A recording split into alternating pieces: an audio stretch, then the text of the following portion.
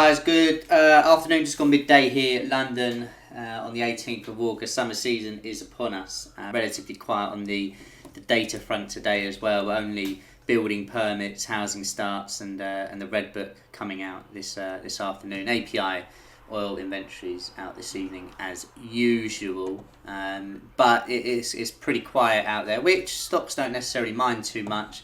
Not far away from the all-time high that you can see, just a bit above where we're trading. Does that come in today? I'd be surprised if it does. Just having a look at how we have moved over the last few days, the volume is really thinning out.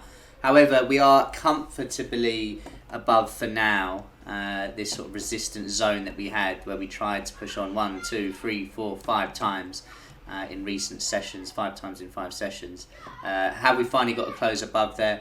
I'd be looking for confirmation of that, and then looking at a potential short around around 33.82 in the afternoon. So I would want it to hold up on these highs and not retrace too much.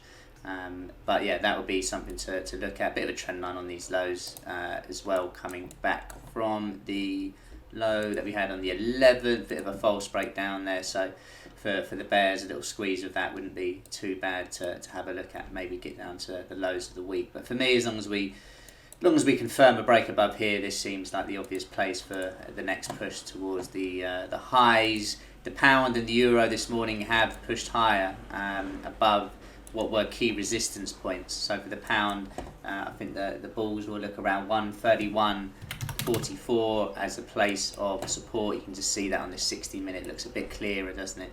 This area here to come back down after we broke through the double top from yesterday's high.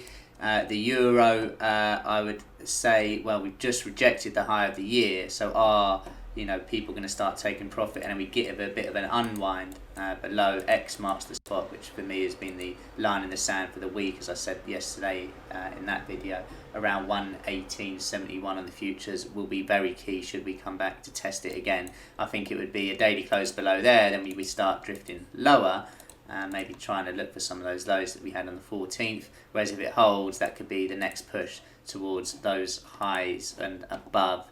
Obviously, when talking about the euro, it's worth having a look at the longer time frame, both that on the euro, the pound and the Aussie, all above weekly trend lines and weekly resistance points, which doesn't look too ominous for the dollar bulls. Quick look over at gold here as well, which had been recovering really since last week's meltdown, shall we say. It's taking these resistance points in its sale. I would just say the big resistance level to focus on now is going to be just above that R1, the $2,000 handle, maybe for support for today, as a little base for a continuation to the upside. But certainly this lower the 5th, lower the 7th, lower the 10th, bit of support on the 11th before that breakthrough is where people are going to be looking at with eagle eyes. Short from there technically would make sense, just whether you want to go against this recent recovery, and actually maybe the opportunity is the long above that towards the all-time highs